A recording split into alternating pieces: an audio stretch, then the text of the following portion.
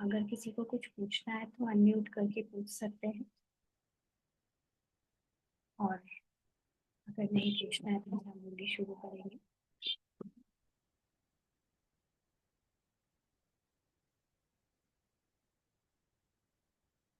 चलिए फिर अव्यक्त बोली शुरू करते हैं। ओम शांति। आज 8 जुलाई 1974 की मुरली करने जा रहे हैं। अव्यक्त मुरली। मुरली का सार है, मास्टर नॉलेजफुल व सर्वशक्तिवान, विभिन्न प्रकार की क्यू से मुक्त। मास्टर नॉलेजफुल व सर्वशक्तिवान, विभिन्न प्रकार की क्यू से मुक्त। पढ़ते हैं बाबा क्या कहेंगे। सर्व संबंधों की रसना देने वाले, सर्व इच्छाएं पूर्ण करने वाले अव्यक्त मूर्त बाप दादा बोले, आज कौन सा मेला कहेंगे। बाबा पूछ रहे हैं क्योंकि बाबा मिलन में अव्यक्त मूर्तियां चलाई जाती हैं, तो बच्चे अलग अलग स्थानों से साकार मधुबन में पहुंचकर बाबा के साथ, अव्यक्त बाप दादा के साथ मिलते हैं शरीर रूप में, साकारी रूप में। तो बाबा पूछ रहे हैं आज कौन सा मेला कहेंगे। बाप और बच्चों का वह तो लौकिक संबंध में भी होता है, लेकिन आज के मेले की विशेषता क्या है जो और कहीं भी नहीं होती। बाबा ने पूछा। आत्माओं और परमात्मा का मेला तो है ही, और कोई अलौकिक बात सुनाओ। बाबा ने कहा इसकी विशेषता यह है कि यह मेला एक ही समय, एक से, सर्व संबंधों से, सर्व संबंध के स्नेह और प्राप्ति का मेला है। ये सिर्फ बाबा बाप और बच्चों का मेला नहीं, ये सिर्फ आत्मा परमात्मा का मेला नहीं, लेकिन ये परमात्मा के साथ ना सिर्फ बाप के रूप में, लेकिन हर संबंध से, जो संबंध बनाना चाहो, सब संबंध से स्नेह और प्राप्ति के मिलन के लिए हम बाबा से आत्मिक रूप में मिलते हैं। मिलते साकारी रूप में हैं, लेकिन आत्मिक रूप में हम बाबा से अपने हर संबंध प्ले कर सकते हैं। ये ऐसा मिलन और प्राप्ति का मेला है। सिर्फ बाप और बच्चों का, सदगुरु और फॉलो करने वाले व समान बनने वाले आज्ञाकारी बच्चों का ही नहीं, लेकिन एक ही समय एक से सर्व संबंधों से मिलन मनाने का अलौकिक मेला है। यह अलौकिकता व विशेषता और कहीं नहीं मिलेगी। दुनिया में जो भी भगवान को ढूंढ रहे हैं, सत्य की खोज में है, वो कभी भी भगवान के साथ पिता और बच्चे का रिश्ता तो बना ही नहीं सकते। वो कहीं ना कहीं तड़प उनके अंदर भगवान को जानने की, सत्य को जानने की, उनके अंदर इतनी सारे प्रश्नों की क्यों लगा देती है, और उत्तर कोई मिलते हैं कोई नहीं मिलते हैं। लेकिन जो भगवान को ढूंढने में प्रेम मिलना चाहिए, वो प्रेम औरों के भाग्य में है ही नहीं। भले एक तरफा सब आंसू बहाते हैं सभी भगवान की खोज के कारण, कि भगवान को ढूंढते हैं इसलिए आंसू निकलते हैं, उनसे दूरी होने की, आ, प्रेम में कहो चाहे उनको ना जान पाने के कारण कहो, आंसू भी आते हैं। लेकिन जो भाग्य हम बच्चों को मिला है, वो भी किस बात का, बाबा से भगवान से प्यार पाने का, वो भाग्य तो और कहीं नहीं है। और सिर्फ ऐसे ही प्यार नहीं, भगवान के संबंध से प्यार नहीं मिलता, यहाँ प्यार हमको सर्व संबंधों के रूप में मिलता है। जब चाहे बाबा को पिता बना लो, जब चाहे बाबा को दोस्त बना लो, जब चाहे शिक्षक बना लो, चाहे तो सदगुरु बना लो, चाहे तो माँ बना लो। इस हर एक रूप में बाबा के साथ हमें जो संबंध मिलाने का, मिलन बनाने का जो सुख है संबंधों के साथ, वो अलौकिक मेला अभी हमारा होता है। और ये अलौकिकता व विशेषता और कहीं नहीं मिलेगी। ऐसा मेला मनाने सब सागर के कंठे पर आए हुए हैं बाबा के पास। बाबा अव्यक्त मुरली जो है वो सागर के समान बहाता है, और बच्चे अपने आप को उस ज्ञान से, ज्ञान की डुबकी लगाने के लिए पहुंच जाते हैं। तो सागर से नदियां जैसे सागर के कंढे पर पहुंचकर मिलन बना रही है। तो जबकि सर्व संबंधों से सर्व प्राप्ति कर सकते हो, तो सिर्फ एक दो संबंध से मिलन व प्राप्ति करने में राजी नहीं हो जाना है। सिर्फ बाप और शिक्षक के रूप में नहीं, लेकिन भगवान से हर संबंध के रूप में इस समय सुख लो ना। जब भगवान कह रहा है कि तुम मुझसे, मुझे अपना कोई भी रिश्ता बना लो, किसी भी तरह से तुम्हें अपने रिश्तों में कमी नहीं लगनी चाहिए। किसी किसी को होता है ना, सब कुछ अच्छा है बट किसी को लगता है कि मेरी ना बहन नहीं है, किसी को लगता है मेरे ना पिता नहीं है, किसी को लगता है मेरे ना कोई मामा नहीं है, मेरे कोई मेरी सास नहीं है, किसी को लगता है मेरा कोई सच्चा दोस्त नहीं है। ऐसे कोई ना कोई संबंध, या एक या एक से ज्यादा संबंध जिनकी भी कमी खलती है, बाबा कहते हैं वो सब संबंध सिर्फ कमी वाले ही क्यों, जो संबंध देह के भी हैं, जो अभी प्रेजेंट में हो, तब भी वो संबंध भी बाबा से क्यों नहीं बनाते। जब भगवान बैठा हुआ है तुम्हें हर तरह के संबंध का सुख देने के लिए, तो एक दो संबंध बनाकर सिर्फ सुख लेने में राजी क्यों होते हो। सारे संबंधों का सुख लो ना भगवान से।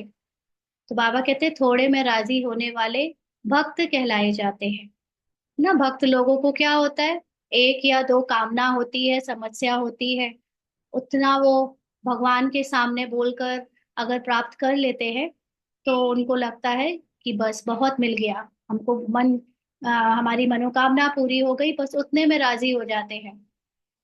तो बाबा हमसे कहते हैं कि तुम भक्त थोड़ी हो, तुम तो बच्चे हो, बच्चे को तो सब कुछ मिलता है, तो तुम थोड़े में क्यों राजी होते हो।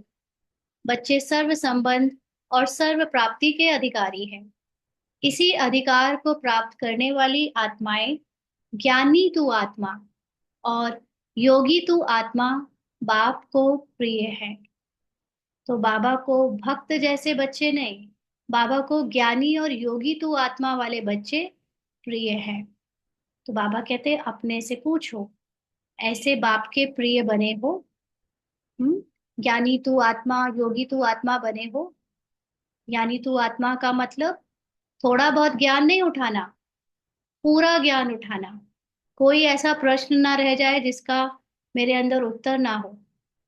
और योगी तू आत्मा, अपने को आत्मिक रूप में इतना भी किसी भी हालत में इतना कम मत छोड़ देना कि कहीं भी देहभान लास्ट लास्ट तक रह जाए। माना हद में आकर हम इस हद की दुनिया को, जो अभी तक अपनी जो ये शरीर की पहचान को सच मानकर चले थे, अगर हम वही समझते रहेंगे तो हम भक्त रह जाएंगे। इसलिए पूरा अपने को आत्मा समझ, आत्मा को प्रैक्टिकल जीना, इसको कहते हैं योगी तू आत्मा। तो अपने से पूछो, क्या हम बाबा के ऐसे ज्ञानी तू आत्मा और योगी तू आत्मा वाले प्रिय बने हैं? क्या बाप समान निराकारी, निरहंकारी, निर्विकारी, नष्टो मोहा और स्मृति स्वरूप बने हो? एक बहुत राज की बात है। ये तो सभी को पता है कि आखिरी मुरली जो साकार मुरली ब्रह्मा बाबा ने कर्मातीत होने के पहले बाप दादा ने जो सुनाई थी, उसमें बाबा ने तीन शब्द जो बोले थे, वो थे निराकारी, निरहंकारी और निर्विकारी। तो जनरली हमको सिखाया जाता है कि हमें अभी निराकारी, निरहंकारी और निर्विकारी बनना है। बट सच्चाई ये है कि बाबा ने ये तीन शब्द जाते जाते इसलिए बोले, बताए, क्योंकि बाबा हमको ये राज बताना चाहते थे कि तुम हो ही निराकारी, तुम हो ही निरहंकारी, तुम हो ही निर्विकारी। आत्मा, ये जो शरीर के द्वारा जो रोल में विकार से पार्ट या कैरेक्टर गो थ्रू होता है, जाता है, प्ले करता है, एक्ट में आता है, वो विकार आत्मा नहीं करती। वो शरीर और शरीर के मन के द्वारा ड्रामा कराता है। अगर देह का भान जो हमें याद रहता है, मैं किसी की माता पिता या कुछ शरीर के पति पत्नी या कुछ भी, कोई भी स्त्री पुरुष का भान, या अलग अलग तरह का जो अहंकार है, ईगो है, रॉन्ग आइडेंटिटीज का, वो भी रोल को रहता है, कैरेक्टर को रहता है। निराकारी आत्मा को ना तो अहंकार होता है और ना ही वो विकारी होती है, और हम वो ही हैं। तो हमको बनना नहीं है निराकारी, निरहंकारी, निर्विकारी। हमको ये याद रखना है। बाबा ने जाते जाते जो कहा था, वो याद रखने को कहा था, कि तुम याद रखो कि तुम हो ही निराकारी, निरहंकारी, निर्विकारी। तुम ये देह और देह के आइडेंटिटीज को, पहचानों को सत्य मत समझ लेना। और तभी हम, बाबा ने कहा, नष्टो मोह और स्मृति स्वरूप बने हो। तो ये जो कैरेक्टर से हमारा मोह है, यही हमारे पतन का कारण है। क्योंकि पतन का मतलब ये नहीं कि हम विकारी बन गए। पतन का मतलब है जो हमारी अचल अडोल अवस्था है, आत्मा का सत्य है, मन उस अचल अडोल अवस्था से गिरकर देह के हलचल, कैरेक्टर की हलचल में आ जाता है। और उसका कारण है कैरेक्टर से मोह। तो ये प्रॉब्लम नहीं है कि माता के रूप में, अगर माता की आइडेंटिटी से आ, बेटे से मोह है तो ये प्रॉब्लम है। प्रॉब्लम है कि मैं ये माता और बेटे के बीच जो मोह का कैरेक्टर है या सीन है या ये एक्शन है, उसको मैं सत्य मान लेती हूँ। ये मन उसको सच मानकर उससे पहचान बना लेता है कि मैं माता, मुझे अपने बेटे से बहुत मोह है। ये माया है। तो नष्टो मोहा का मतलब है अपने कैरेक्टर से मोह को नष्ट करो। इसीलिए बाबा कहते हैं तो अटेंशन, हर समय अटेंशन रखो। अब अटेंशन का मतलब ये नहीं कि मैं अगर माता के रूप में बच्चे को प्यार करने जा रही हूँ तो मैं तुरंत प्यार करना छोड़ दूं, अरे नहीं नहीं मैं माता नहीं हूँ, मैं तो आत्मा हूँ, मुझे प्यार नहीं करना उसको। ऐसे नहीं। ये तो कैरेक्टर से भी, कैरेक्टर ही फिर प्ले नहीं होगा। और जब तक कैरेक्टर में हो तो कैरेक्टर तो प्ले करना पड़ेगा ना। जब तक सिनेमा, जब तक आप मूवी में आपका एक्ट हो रहा है, तब तक तो चलेगी ही सारी सीन्स, तब तक तो एक्शन भी होगा। लेकिन वो जो कैरेक्टर प्ले हो रहा है, एक माता के रूप में एक बच्चे को जो प्यार किया जा रहा है, जस्ट कीप अटेंशन कि मैं वो माता और वो उसका बच्चा वाला जो रिलेशन का सीन प्ले हो रहा है, उससे मोह ना कर लूं कि ये मैं कर रही हूँ, आत्मा नहीं कर रही, वो कैरेक्टर का प्ले हो रहा है। तो इसको कहते हैं नष्टो मोहा। अपने फिजिकल सारी आइडेंटिटीज से मोह को नष्ट कर लेना। इसीलिए रोल में चाहे जो हो, उसको सिर्फ अटेंशन रखकर देखते जाओ और अपने आप को याद दिलाते जाओ कि हम वो नहीं हैं। हम आत्मा निराकारी, निरहंकारी, निर्विकारी हैं। ऐसे स्मृति स्वरूप बने हो। हर समय ये स्मृति रहती है कि मुझे नष्ट, मैं नष्टो मोहा हूँ। मुझे कोई मोह नहीं है कैरेक्टर से। मुझे कोई अहंकार नहीं है, मुझे कोई विकार, मैं, मुझ में विकार है ही नहीं, मैं तो निराकारी हूँ। तो बाबा पूछ रहे हैं, ऐसे ज्ञानी तू आत्मा, योगी तू आत्मा, बाबा को जो प्रिय है बच्चे, ऐसे बने हो। स्मृति स्वरूप बनने वाले की निशानी क्या अनुभव होगी? जिसको ये याद रहता हो कि मैं सदा निराकारी हूँ, नष्टो मोहा हूँ, निरहंकारी, निर्विकारी हूँ, तो उसकी क्या निशानी होगी? बाबा ने कहा, वह सदा सर्व समर्थी स्वरूप होगा। वह सदा सर्व समर्थी स्वरूप होगा मतलब वो सब कुछ कर सकता है। इसका मतलब ये होता है समर्थी माने जो सब कुछ कर सकता है। अब यहाँ पर सब कुछ कर पाना, इसकी डेफिनेशन बहुत डिफरेंट है। जिस तरह से हम भगवान के लिए कहते हैं कि भगवान सब कुछ कर सकता है, लेकिन भगवान से पूछो भगवान आप ये करोगे, तो क्या कहता है? ड्रामा में होगा तो अपने आप हो जाएगा। वो क्या बन जाता है? एकदम अकर्ता, मैं नहीं करता कुछ। तो यहाँ पर भी वही है। जब ये कहा जा रहा है कि आप सर्व समर्थी स्वरूप हो, तो मतलब मैं कुछ नहीं करती, उसको बोला जाता है सर्व समर्थी स्वरूप। जबकि ह्यूमन माइंड तो यही समझेगा कि समर्थी का मतलब हम सब कुछ कर सकते हैं। तो फिर ये वर्ड क्यों यूज किया गया? जब मैं कुछ करती नहीं तो सर्व समर्थी, उसके लिए ये शब्द क्यों यूज किया? इसका बहुत बड़ा एक लॉजिक है कि जब मैं ये मान लेती हूँ कि मैं अकर्ता हूँ, मैं अपनी निराकारी, नष्टो मोहा, निर्विकारी, निरहंकारी स्वरूप में निरहंकारी, जब मैं किसी पर्टिकुलर कैरेक्टर से अपनी पहचान नहीं बनाती हूँ, तो मुझ आत्मा में तो जो शक्ति है साक्षी दृष्टा होने की, उस शक्ति के कारण रोल में, फिर कैरेक्टर में, हर तरह का कैरेक्टर चाहे जो भी प्ले करवाना हो वो प्ले हो सकता है। उसमें वो शक्ति आ जाती है। शक्ति आ क्या जाती है एक्चुअली, दृष्टा या साक्षी दृष्टा होते ही कैरेक्टर बहुत पावरफुल हो जाता है। जैसे कि किसी ने मान लीजिए कभी कोई बहुत अच्छी पोयम नहीं लिखी, कभी कोई किसी ने कोई संगीत नहीं लिखा या गाया, या इस तरह के, क्योंकि कैरेक्टर तो लिमिटेड होता है, कैरेक्टर के माइंड में और उसके गुणों में, उसके पास जो कैरेक्टरिस्टिक्स होते हैं वो लिमिटेड होते हैं ना। पूरे संसार में हर एक कैरेक्टर में किसी में कोई अच्छी बात है, कोई लिमिटेशन है, कोई विशेषता है, सब में ऐसा ही है। लेकिन जब तक हम कैरेक्टर बने रहते हैं तब तक हम उस लिमिटेड क्वालिटी को ही जानते हैं अपने लिए, कि मैं इतना ही कर सकती हूँ। मैंने आज तक कभी कोई कविता नहीं लिखी तो मैं नहीं लिख सकती। मैं अगर अ, कोई बहुत बड़ा एडवेंचर मैंने नहीं किया तो मैं नहीं कर सकती, मुझे डर लगेगा। लेकिन जब आप अपने को आत्मा समझ लेते हो, निराकारी, नष्टो मोहा, अपने कैरेक्टर से मोह नष्ट कर लेते हो, आप कोई पहचान नहीं बनाते कैरेक्टर से, कोई अहंकार नहीं रखते अपने कैरेक्टर के, जो भी उसको गुण या अवगुण या लिमिटेशन या विशेषता मिली है उनसे, तो हमारे अंदर जो सर्वसम्मति आती है, माना अब कैरेक्टर कुछ भी कर सकता है। कैरेक्टर से डिटैच हो जाना ही कैरेक्टर को इतना पावरफुल बना देता है कि अब कैरेक्टर में दिखने में आता है कि अब उससे चाहे सांप उठवा लो जो उसने कभी जीवन में नहीं उठाया, चाहे उससे आप ऊंचे पहाड़ चढ़वा लो, चाहे आप उससे कविता लिखवा लो, चाहे आप उससे बड़े बड़े वीआईपी से बात करवा लो, कुछ भी उसमें पावर आ जाती है। क्यों? क्योंकि उसका एक लिमिटेड माइंड के कैरेक्टर से डिटैचमेंट हो गया। अब उसके अंदर ये भान नहीं रहा कि उसे ये नहीं आता, क्योंकि कुछ नहीं आना है या कुछ आना, दोनों का ही भान अहंकार है, अपने कैरेक्टर से मोह है। और जब हमारे कैरेक्टर से जब हमें ये याद रहता है कि मैं तो हूं ही निराकारी, निर्विकारी, निरहंकारी, नष्टो मोहा, स्मृति स्वरूपात्मा, तो मुझे कैरेक्टर की लिमिटेशन मेरी लिमिटेशन नहीं लगती।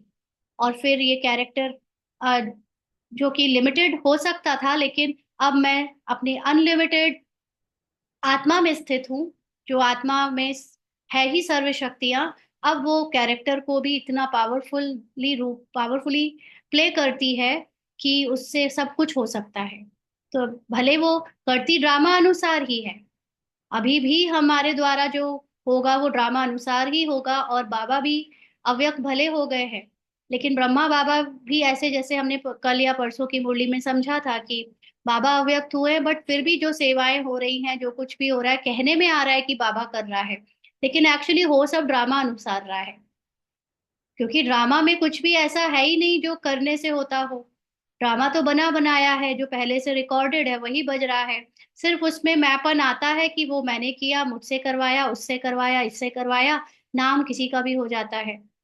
तो यही चीज कि मैं बस न्यारी हो गई, मैं डिटैच्ड हो गई, माना मेरे अंदर सर्वसमर्थी आ गई।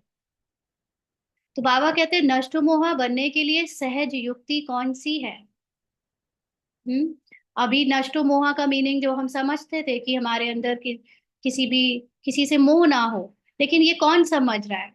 ये कैरेक्टर समझ रहा है। एक माँ समझ रही है कि मुझे अपने बच्चे से मोह नहीं करना। एक एक पत्नी समझ रही है कि मुझे पति से मोह नहीं करना। कोई बहुत अमीर आदमी समझ रहा है कि मुझे अपनी धन दौलत से मोह नहीं करना। बट नष्टो मोहा बाबा ने किसको कहा है? नष्टो मोहा बाबा ने कैरेक्टर को नहीं, बाबा ने आत्मा को कहा है। और आत्मा बस याद रखे, माना मैं आत्मा हूं, अगर आप ये याद रखो तो आत्मा तो है ही नष्टो मोहा। आत्मा जब शरीर छोड़ के चली जाती है, कुछ कुछ लोगों के ऐसे एक्सपीरियंसेस रिकॉर्ड किए गए हैं, जिनके बॉडी से कुछ समय के लिए आत्मा निकली है और फिर वापस आई है। तो उनके उसमें यही उन्होंने बताया कि जब वो अपने आउट ऑफ बॉडी एक्सपीरियंस कर रहे थे तो वो देख रहे थे कि उनकी बॉडी के साथ कुछ कुछ, मान लीजिए डॉक्टर ऑपरेट कर रहे हैं, या उनके शरीर के साथ उनके जो शरीर की वाइफ है या बच्चे हैं या परिवार है, वो उस शरीर के ऊपर रो रहा है या कुछ भी ऐसी चीजें हो रही हैं, बट उनको आउट ऑफ बॉडी वो दुख नहीं हो रहा। शरीर से निकलने के बाद उनको उन शरीर के रिश्तों से, रिश्तेदारों से कोई अटैचमेंट नहीं हो रही। उन्हें कोई भी ये नहीं हो रहा कि हाय मेरी बीवी क्यों रो रही है ऊपर से देखते समय, मेरा परिवार क्यों दुखी है, क्या होगा मेरी धन दौलत का, इतना सारा जो मैंने छोड़ दिया है, मैंने तो अभी विल भी नहीं लिखी, या मेरी नौकरी का क्या होगा, मेरे परिवार का कैसे चलेगा, कोई अनुभव नहीं हो रहा ऊपर उन्हें, ऐसा कोई प्रश्न नहीं आ रहा। तो शरीर से निकल जाने के बाद जो मूल आत्मा रह जाती है वो तो होती ही नष्टो मोहा है।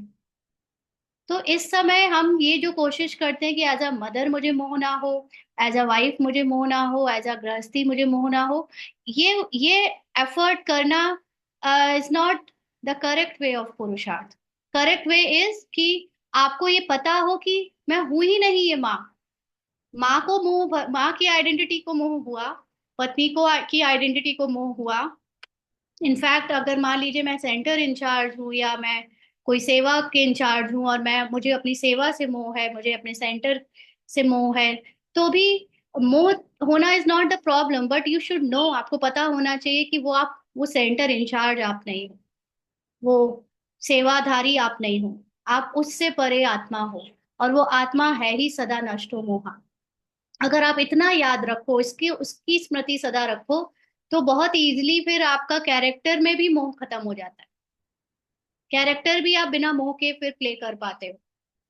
तो ये है सहज युक्ति। तो बाबा ने तो खैर अभी पूछा है, फिर बताएंगे, बाकी पढ़ते हैं। तो बाबा ने पूछा कि नष्ट मोह बनने के लिए सहज युक्ति कौन सी है। इसके तो अनुभवी हो ना। सदैव अपने सामने सर्व संबंधों से बाप को देखना और सर्व संबंधों द्वारा सर्व प्राप्तियों को देखना। तो जैसे हमने अभी समझा कि अपने को आत्मा समझना और बाबा को सर्व संबंधों से देखना, माना अभी बाबा फिर भी यहाँ पर ह्यूमन माइंड से बात कर रहा है, क्योंकि ह्यूमन माइंड को ही संबंध चाहिए। एज अ ह्यूमन हमको ह्यूमन के रूप में संबंध चाहिए जीने के लिए। लेकिन एज अ सोल, जिसका अनुभव एज अ सोल बहुत होने लगता है, बढ़ जाता है, फिर वो सर्व संबंधों से एक्चुअली परे ही हो जाता है।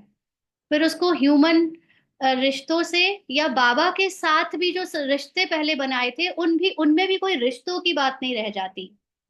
ये सर्व संबंध का भाव तब तक है जब तक हमको शरीर के रिश्तों में संबंधों में आसक्ति है। तो बाबा इसीलिए वो आसक्ति छुड़ाने के लिए कह रहा है कि आप जब बाबा के साथ अपने सारे संबंध रखोगे, सारी आसक्तियां बाबा से रखोगे, और मतलब बाबा से रखने का मतलब अपने को निराकारी रूप में देखोगे, निराकारी रूप में बाबा के साथ सर्व संबंधों और प्राप्तियों को देखोगे, तो आपका मोह शरीर के जो संबंधी हैं, शरीर की जो बातें हैं, पहचाने हैं, कैरेक्टर्स में जो भी आपकी मोह है, उससे वो आप निकल पाओगे। तो अब सर्व संबंध और सर्व प्राप्तियां एक द्वारा अनुभव हो रही हैं, तो फिर और कोई संबंध व प्राप्ति रह जाती है क्या? जब सारा, जिसको बाबा से प्यार हो गया, जिसको अपनी निराकारी अवस्था का अनुभव है, या निराकारी स्थिति का ज्ञान से उसको आ, निश्चय है कि मैं हूं ही वो निराकारी आत्मा, तो उसका हर समय बाबा के साथ ही सारा सुख है। बाबा, बाबा मतलब बाबा की नॉलेज, बाबा के साथ अपने सुप्रीम कॉन्शियसनेस की जो अवस्था है, उसमें हमारे अंदर जो हल्कापन है, जो संसार से परे होने का जो एक सुख है, आनंद है अतीन्द्रिय, जिसको सुख कहते हैं, अगर उसी में सब कुछ मिल रहा है, तो फिर हमको यहाँ लौकिक या फिजिकल रूप के कोई भी संबंध या किसी भी चीज से प्राप्ति की आकांक्षा या इच्छा नहीं रह जाएगी। रहती है क्या, पूछ रहे बाबा। जहां मोह अर्थात लगाव है, तो क्या सहज व स्वतः ही अनेक तरफ से तोड़, एक तरफ से जोड़ने का अनुभव नहीं होता है? हम इसको एग्जाम्पल में देखें अगर, तो फिजिकल रूप में जब किसी की शादी होती है, तो शादी के बाद अगर पत्नी को पति से या पति को पत्नी से बहुत मोह हो जाता है, तो अपने आप उसका दूसरों से, जो उसके मायके या ससुराल में और लोग हैं, उनसे बुद्धि हट जाती है और पूरी बुद्धि एक दूसरे की तरफ जुड़ जाती है ना। फिजिकल रूप में ऐसे होता है। तो ऐसे, या जब कोई माँ बनता है तो एक बच्चे से जितना प्यार हो जाता है, उसके कारण दूसरे रिश्ते कमजोर पड़ जाते हैं। तो ऐसे ही जब सारा लगाव और मोह अगर बाबा से हो गया है, तो फिर क्या बाकी संबंध जो है उनसे बुद्धि आसानी से हट नहीं जाती? हाँ, पूछ रहे बाबा। तो अब तक भी कहीं और किसी के साथ लगाव व मोह है, तो सिद्ध होता है कि सर्व संबंध और सर्व प्राप्तियों का अनुभव नहीं कर रहे हैं। हम्म। तो लगाव और मोह है, ये कैसे पता चले? ऑफ कोर्स लगाव और मोह तो कैरेक्टर को है, बट आप अपने को कैरेक्टर समझ रहे हो, ये लगाव और मोह है ना। कैरेक्टर को तो लगाव और मोह होता है, बट क्या हमें पता है कि हम कैरेक्टर नहीं हैं?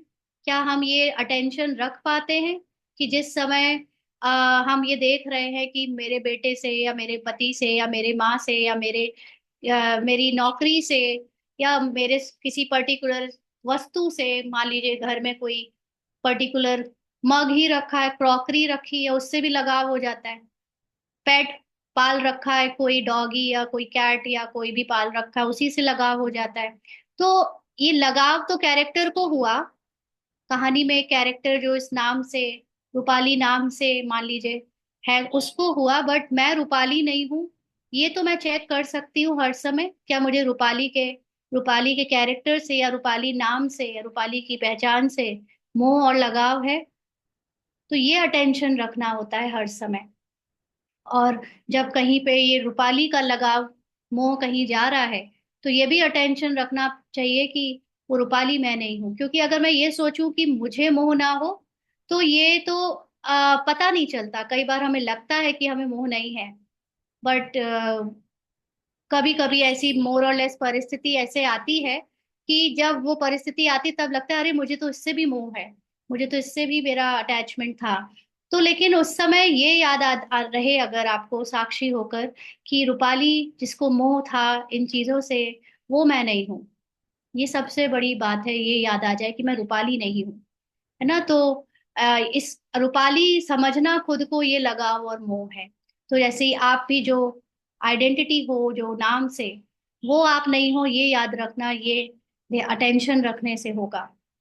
तो बाबा कहते हैं, तो अगर अब तक भी कहीं और किसी के साथ लगाव व मोह है, तो सिद्ध होता है कि सर्व संबंध और सर्व प्राप्तियों का अनुभव नहीं कर रहे हैं। माना निराकारी रूप में इतना संतुष्ट नहीं है कि बार बार कैरेक्टर के लोगों के साथ हमारी अटैचमेंट जो होती है कैरेक्टर को, वो उसमें मेरा ध्यान या उसमें मैं बह रही हूँ। माना मैं ध्यान नहीं रख पा रही हूँ कि मैं वो कैरेक्टर नहीं हूँ। तो आज बाप और बच्चों की रूह रिहान व मिलन मेले का समाचार सुनाते हैं। समाचार सुनने में सबको इंटरेस्ट आता है ना। तो अब इस समाचार में देखना कि मैं कहाँ हूँ। तो बाबा आज समाचार सुना रहे हैं। बाबा और बच्चों की रूह रिहान जब हुई, तो बाबा ने बताया कि पहले तो अमृत वेले का समाचार सुनाते हैं। अमृत वेले के भिन्न भिन्न पोज और पोजीशन पहले भी सुनाई थी, आज और बातें सुनाते हैं। तो जैसे अमृत वेला प्रारंभ होता है, तो चारों ओर सर्व बच्चे पहले तो नंबर मिलाने का पुरुषार्थ करते हैं, या फिर कनेक्शन जोड़ने का पुरुषार्थ करते हैं ना। जैसे ट्रंक कॉल में डायल करते थे, नंबर मिलाते थे, ऐसे ही शुरू में जब उठते हैं, तो अमृत वेले योग में पहले बाबा के साथ अपने बुद्धि को कनेक्ट करने की कोशिश करते हैं, एकाग्र करने की कोशिश करते हैं, उसका पुरुषार्थ करते हैं। फिर क्या होता है, बाबा कह देखते कि लाइन क्लियर होने के कारण कोई का तो नंबर जल्दी मिल जाता है, किसी की बुद्धि में कोई वेस्ट थॉट नहीं है, कोई बात से कोई अटैचमेंट नहीं है, मोह नहीं है किसी चीज में, कोई व्यर्थ की बातें नहीं चल रही हैं, तो तुरंत कनेक्ट हो जाते हैं बाबा के साथ। और कोई नंबर मिलाने में ही समय बिता देते हैं। कोई कोई के व्यर्थ संकल्प बीच बीच में आ रहे होते हैं, बातें याद आ रही होती हैं, जिस थॉट को लेकर रात को सोए थे वो थॉट सामने आ जाता है, तो बाबा पर एकाग्र ही नहीं हो पा रहे होते हैं। माना नंबर मिलाने में ही समय बिता देते हैं। कोई कोई नंबर ना मिलने के कारण दिल शिकस्त बन जाते हैं। तो कोई कोई फिर ये भी देखते हैं कि आज पूरा 40 मिनट, पूरा 1 घंटा बर्बाद चला गया, योग लगा ही नहीं, मन शांत हुआ ही नहीं। तो ऐसे सोचकर दिल शिकस्त बन जाते हैं। और कोई कोई नंबर मिलाते तो बाप से है, परंतु बीच बीच में कनेक्शन माया से जुट जाता है। माना सोचते हैं कि बाबा से कनेक्शन हुआ है, लेकिन एक्चुअली चल रहा होता है अपने ही मन में कुछ ऐसे संकल्प जो कि लगते हैं मुझे कि बाबा ने दिए, बट वो क्रिएट होते हैं मेरी खुद के माया माइंड से। कभी कभी ऐसे होता है ना, जैसे कि हमको बाबा से कोई रूरिहान करनी है, कोई बात पूछनी है या किसी के बारे में बात करनी है। बाबा उसने ऐसे कर दिया, बाबा उसने ये गलती कर दी, बाबा उसने मेरे साथ वैसे किया। तो हमें लगता है कि हमने बाबा से बात करी, लेकिन वो जो उत्तर भी हम अपने माइंड में क्रिएट करते हैं, जो भी जिस तरह से बात करके हमको लगता है बाबा ने हमको आंसर किया, रिप्लाई किया, बट होता हमारे ही माइंड का वो माया के द्वारा, यानी झूठा क्रिएट करा हुआ आंसर। तो ऐसे भी होता है, माया से जुड़ जाता है। ऐसा माया इंटरफेयर करती है कि जो वह चाहते हुए भी कनेक्शन तोड़ नहीं सकते। तो और माया इतना जोर से वो गलत थॉट चैनल से जोड़ देती है कि वो राइट थॉट, राइट गॉड के चैनल से कनेक्ट नहीं हो पाते। वो इतनी जोर से मैग्नेट की तरह माया पकड़ लेती है कि हमें लगता है वही सही है, वहां से फिर निकल ही नहीं पाते। जो थॉट्स हमें ऐसा लगा जो बाबा ने आंसर दिया कि, और वो बाबा ने आंसर नहीं दिया होता है, वो हमारे ही माया मन के द्वारा क्रिएटेड होता है, तो वहां से कनेक्शन तोड़ नहीं सकते। तो जैसे यहाँ भी आपको इस दुनिया में कोई रॉन्ग नंबर मिल जाता है, तो वह कहने से भी कट नहीं करते हैं। आप उनको और वह आपको कहेंगे कि कट करो। ऐसे ही माया भी उसी समय कमजोर बच्चों का कनेक्शन ही तोड़ देती है, परमात्मा बाबा के साथ कनेक्शन तोड़ देती है और अपने से जोड़ देती है। और उन्हीं को तंग भी करती है। किनको? कमजोर बच्चों। कमजोर बच्चे मतलब जो माया को पहचान नहीं पाते, जिनको परखने की शक्ति नहीं है। तो परखने की शक्ति किनको नहीं होती? जो देह के भान में रहते हैं, जो निराकारी, निरहंकारी, निर्विकारी, अपने को आत्मा नहीं समझते, है ना। तो जो आत्मा समझने का नॉलेज तो रखते हैं, लेकिन एक्चुअली वो आत्मा के गुण में और महिमा में नहीं टिके होते हैं। वो अपने को फिर भी शरीर ही समझ रहे होते हैं। जैसे अभी 2-3 दिन पहले हम किसी के यहाँ गए थे, या कोई पेशेंट है उनको देखने, तो वहां पर उन्होंने, जो पेशेंट है, उन्होंने पहले कुछ बाबा का ज्ञान हमसे लिया था, और उनके फैमिली में भी थोड़ा थोड़ा वो सिस्टर शिवानी को सुनती हैं। तो बताने लगी कि हाँ, मैंने वो 10 संकल्प लिखे हुए हैं, जैसे हमारे यहाँ पे बताए जाते हैं। मैं शक्तिशाली आत्मा हूँ, मैं पवित्र आत्मा हूँ। अब जैसे वो बोलती तो है कि मैं शक्तिशाली आत्मा हूँ, मैं पवित्र आत्मा हूँ, बट वो अपने को आत्मा समझती कहाँ है? समझ पूरा कैरेक्टर को रहे हैं, और शब्द यूज कर रहे हैं आत्मा का, है ना। तभी फिर ये प्रश्न उठता है माइंड में कि मैं कहाँ हूँ शक्तिशाली, मैं कहाँ हूँ शांत। मैं तो, क्योंकि अपने को कैरेक्टर ही देख रहे हैं, कैरेक्टर में अशांति है, कैरेक्टर में कमियां हैं, कैरेक्टर में दुख है, और हम कह रहे हैं आत्मा आत्मा, लेकिन समझ रहे हैं इस शरीर को आत्मा आत्मा। तो इसलिए माया ऐसे ही करती है कि होता माया के साथ कनेक्शन है कमजोर बच्चों का, होते कैरेक्टर में है, पूरे बॉडी कॉन्शियस होते हैं, समझते हैं कि मुझे आत्मा ने मन योग लगाया। तो उन्हों को तंग भी करती है। क्यों तंग करती है? उसका भी कारण है, बाबा ने कहा, क्योंकि वे सारा दिन अलबेले और आलस्य के वश होते हैं। अभी कुछ दिन पहले बाबा ने मुरली में सुनाया था ना कि आ, महारथी कभी भी अलबेले और आलस्य में नहीं जाएंगे। महारथी का मतलब जो हर वक्त अटेंशन रखें कि कहीं भी मैं कैरेक्टर से पहचान ना बना लूं। और कमजोर बच्चे हमेशा कैरेक्टर से ही पहचान बनाए होते हैं, है ना। जैसे अभी सुबह किसी से कोई बता रहे थे कि जिनकी गाड़ी का एक्सीडेंट हो गया, उनको, उन्होंने पूरा कैरेक्टर में डूबे हुए थे, कैरेक्टर की बातें कर रहे थे, और लेकिन अंदर से कहेंगे कि नहीं, मैं आत्मा हूँ, मैं आत्मा हूँ। यही माया करती है। हम लोग बात पूरी कैरेक्टर में होते हैं, कैरेक्टर में डूबे होते हैं, कैरेक्टर की चीजें कह रहे होते हैं, कर रहे होते हैं, सोच रहे होते हैं, और कहते हैं आत्मा आत्मा आत्मा। नहीं, मैं तो हूँ, आत्मा हूँ, मैं आत्मा ही समझ के बोल रही हूँ। ये है माया ना। तो ये माया निकलने भी नहीं देती, उनको समझने भी नहीं देती, और हम समझते हैं कि हम सही बाबा से कनेक्शन जोड़ा हुआ है, बट वो सही होता नहीं है। क्यों? क्योंकि अटेंशन नहीं रखा। अगर कोई सच में अटेंशन रखे, तो वो कभी भी कैरेक्टर को मैं और मेरा कहेगा ही नहीं, कि मेरे साथ ऐसा हुआ, कि मैंने ऐसा किया। वो इतना अटेंशन रखेगा कि वो जो कुछ हुआ, जो कुछ महसूस हुआ, जिसने किया, वो कैरेक्टर या वो रोल ने किया, वो मैंने नहीं किया। वो देह से बिल्कुल अलग रहेगा अपने आत्मा को, क्योंकि आत्मा अकर्ता, सोचता, अभोक्ता है। आत्मा सिर्फ दृष्टा है। आत्मा सिर्फ देख रही है, इसलिए वो करने वाला, बोलने वाला, सोचने वाला कभी बनेगा ही नहीं। तो जब कमजोर पुरुषार्थी होते हैं तो अलबेले और आलस्य के वश होते हैं, और उनका अटेंशन कम होता है। अपने को कैरेक्टर से निकालने में, कैरेक्टर में मोह रहता है ना। तो बाबा कहते हैं ऐसी अलबेली आत्माओं को माया भी विशेष वरदान के समय बाप की आज्ञा पर ना चलने का बदला लेती है। और ऐसी आत्माओं का दृश्य बहुत आश्चर्यजनक दिखाई देता है। तो बाबा की आज्ञा क्या है? बाबा की पूरे ज्ञान में, पूरे 86 साल के ज्ञान में या 84 साल के ज्ञान में सिर्फ एक ही आज्ञा है, अपने को आत्मा समझो, निराकार परमात्मा के साथ अपना योग जोड़कर रखो। यही वरदान बाबा का कह लो या आज्ञा कह लो।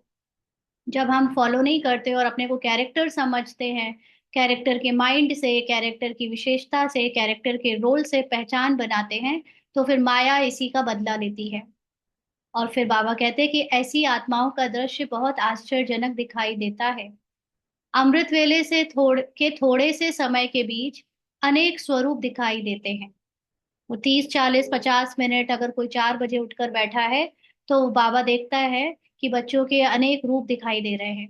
एक तो कभी कभी बाप को स्नेह से सहयोग लेने की अर्जी डालते रहते हैं।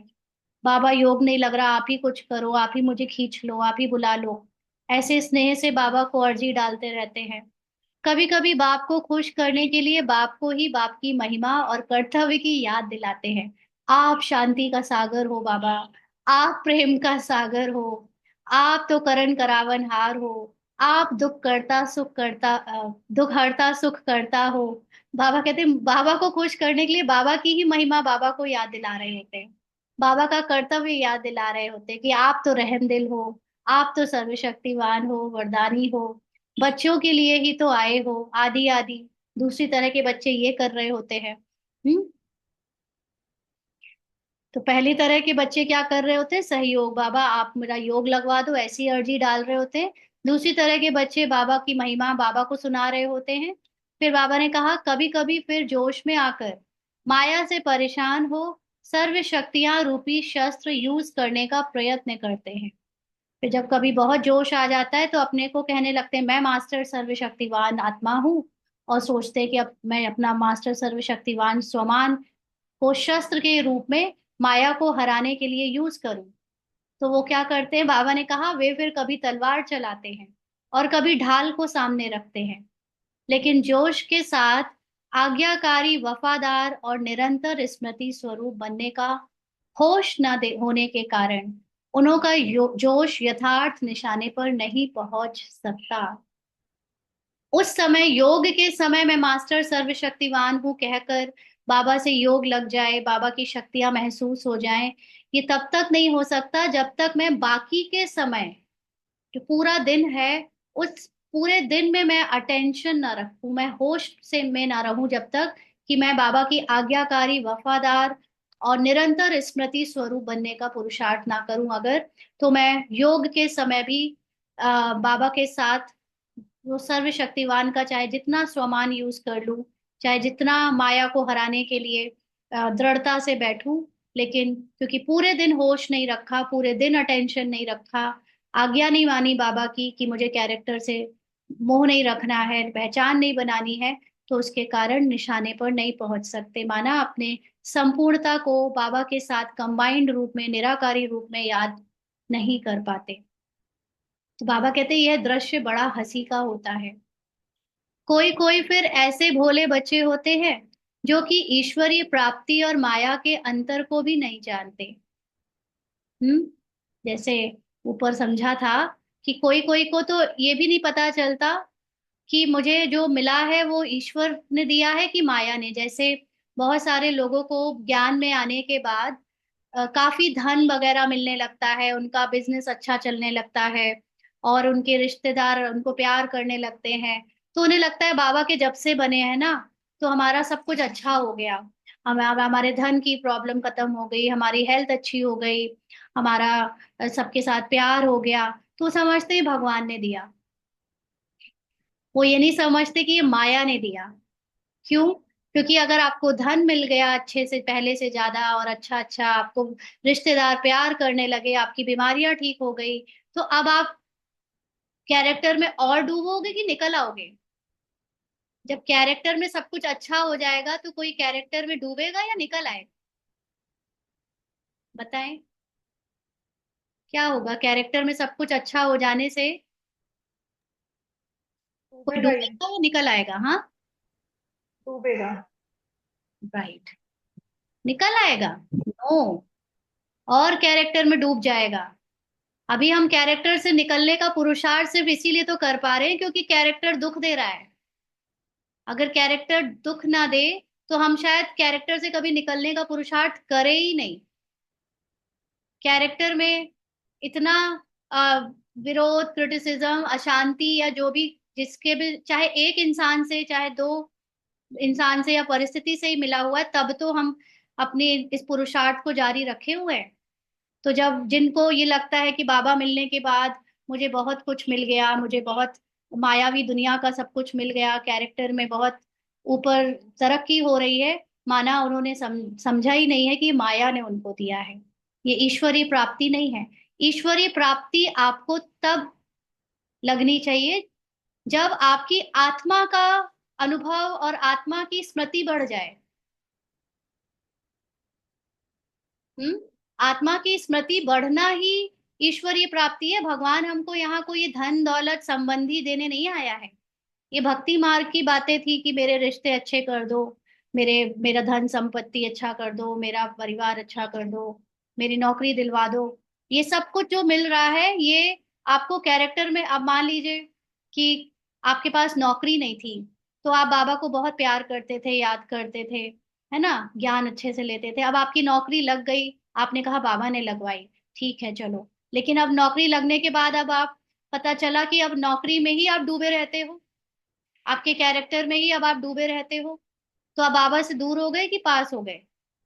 अगर आप उस नौकरी को भी सेवा समझकर कर रहे हो, बाबा की याद में कर रहे हो, तो अलग बात है।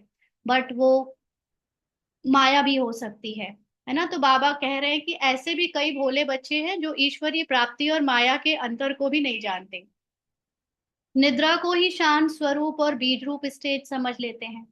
अब अमृत वेले में कईयों को लगता है कि बाबा से मेरा बहुत अच्छा कनेक्शन जुटा, मुझे बहुत शांति फील हुई, और एक्चुअली होता क्या है, नींद में चले गए होते हैं और समझते हैं कि मुझे बीज रूप का बहुत अच्छा अनुभव हुआ, है ना? ये भी माया है।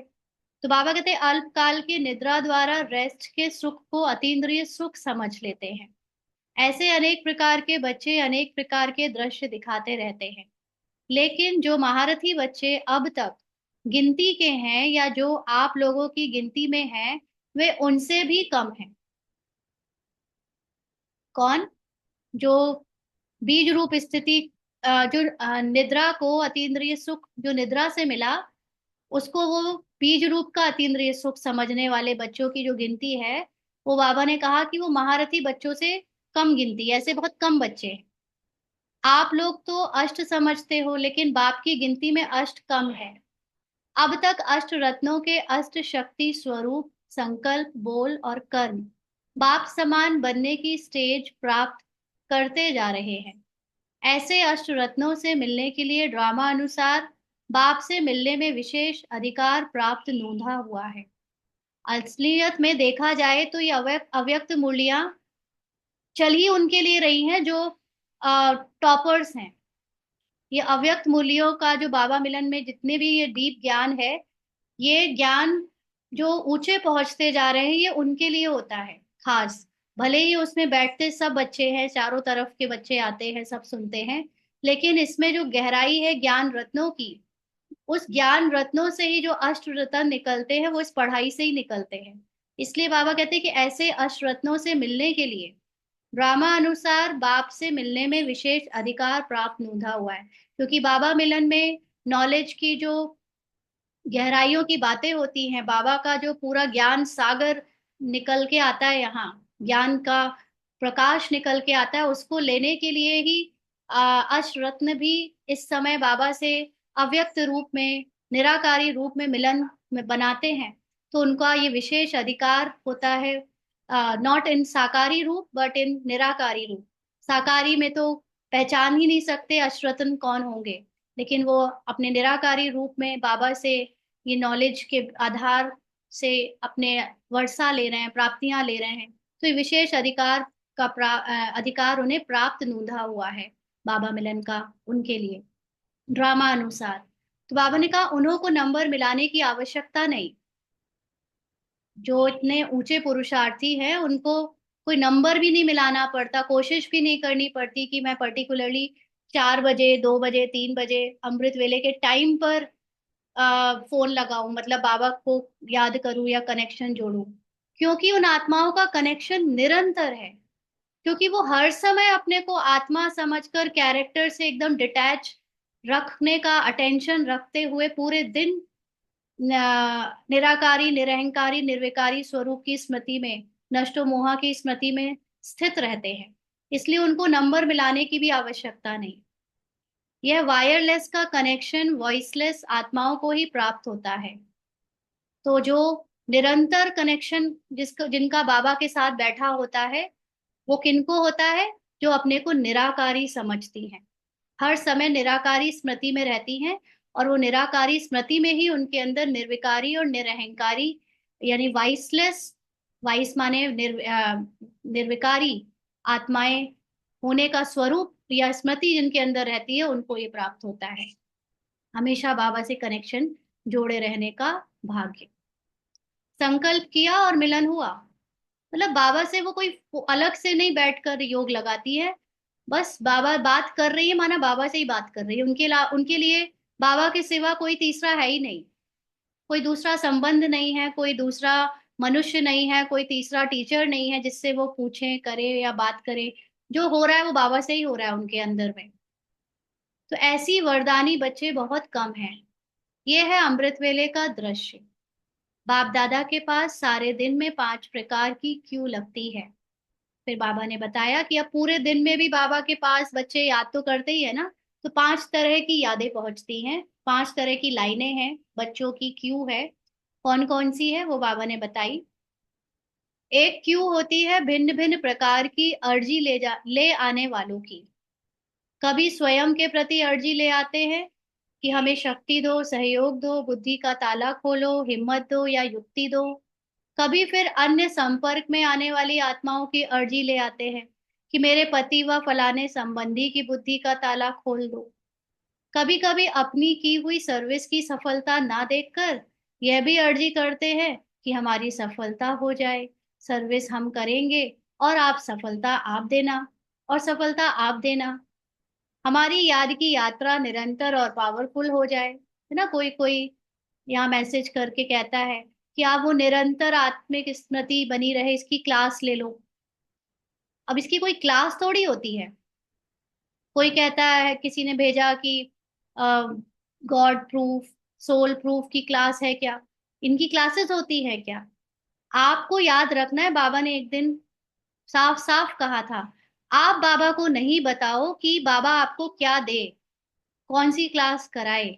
बाबा जो आपको करा रहा है आप उसमें से अपना भोजन निकालो। क्या ये अच्छा लगेगा कि आपके सामने, आप मान लीजिए आपके घर में कोई गेस्ट आए और आप उसके सामने वैरायटी भोजन परोस के रखो, और उसका इंटरेस्ट ही नहीं है वो उस भोजन में, वो कहे कि वो जो चीज है ना, वो जो मुझे पसंद है ना, वो बना दो, तो आपको कैसा लगेगा? और वो जो गेस्ट है उसको क्या कहेंगे, किस क्या है वो, किस तरह का है? ऐसे ही बाबा आपको जो यहाँ सुना रहा है, जो क्लासेस करा रहा है, आप उसमें से अपने लिए भोजन निकालो। ये भी नहीं सोचो कि मुझे उसमें से कुछ ऐसा निकले जो मैं सेवाओं में यूज करूं, भूल जाओ सेवाओं का। आपको मैं सच बोल रही हूँ, भूल जाओ सेवाओं का कि दूसरों को क्या सुनाना है, दूसरों को कैसे क्लास कराऊं। ये भी बाह्य मुक्ता है। अगर हम ये क्लासेस ऐसे कर रहे हैं कि हमें दूसरों को करानी है, आपको कभी धारणा नहीं होगी। आप ये क्लास अपने लिए जब तक नहीं करते हो, अपनी उन्नति, अपनी तरक्की और अपने अटेंशन के लिए इसमें नहीं सीख रहे हो, आपके लिए ये क्लास का कोई फायदा नहीं है, और फिर आप कहते हो कि ऐसे कराओ वैसे कराओ। बाबा इतने दिन एक एक चीज इतनी गहराई से करा रहा है, आपको उसमें से पेट नहीं भरा, तो अलग से कोई क्लास करा देंगे तो क्या पेट भर जाएगा आपका? इसने अपने इतने दिन के पुरुषार्थ के जीवन में कभी भी ये नहीं हुआ कि बाबा ये, हाँ मन में आया बाबा से कह दिया, लेकिन पर्टिकुलरली उस चीज को लेकर कभी सर्च करी हो क्लास, कि मुझे इस पर क्लास ढूंढनी है सुननी है, कभी नहीं।